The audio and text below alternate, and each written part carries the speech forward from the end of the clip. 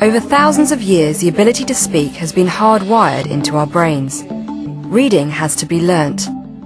In order to read, we use three key areas on the left-hand side of the brain, and they all work simultaneously. In the front of the brain, there is an area used for sounding out words in our head or out loud. It also starts to break down words into similar sounds known as phonemes, like the letter T is T. At the back of the brain, there is an area for analysing words, which pulls the word apart even more by analysing the syllables and the phonemes, as in tiger.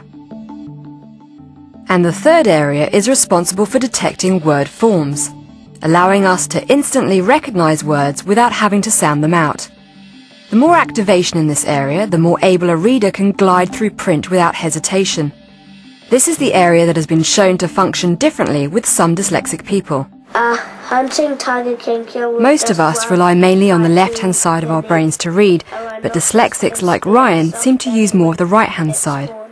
I probably was quite short with him, telling him he wasn't concentrating, because he got it right over here and over here and over here, and it was little words like "and" he seems to have problems with, like the short words.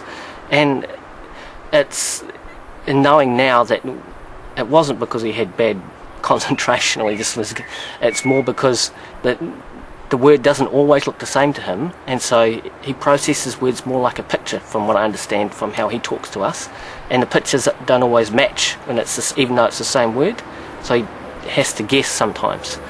Dyslexics have problems trying to gain access to both the word analyzer and the word detector. This may cause them to compensate and rely more heavily on sounding out words. They may also use areas from the right side of the brain which take visual clues from story pictures to decipher words. Yeah, I think it's a good one. Parents who read, sing nursery rhymes and talk to infants reduce the chance of this neurological problem occurring. The first 3 years of a child's life are critical for language development.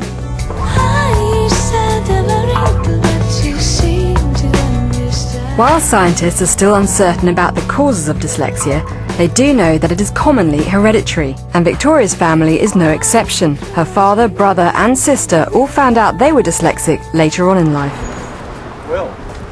There is now concern that Victoria's 8-year-old niece is also dyslexic, and she's been struggling with her schoolwork. So the family are taking Skye to be assessed by educational psychologist Lynn Beresford. There is no screening for dyslexia in schools, and a diagnosis is expensive. 7 months. Should we just do a horrible spelling one just to get it over with? Why is it horrible? Well, most everyone that I see, the subject that's their least favourite subject is spelling. Almost always. Not mine. You like spelling. Oh, that's wonderful. Okay, here we go. You have to be of at least good average intelligence with a specific weakness that interferes with learning in order to be described as dyslexic. Dyslexia is diagnosed through a series of assessments rather than one single test.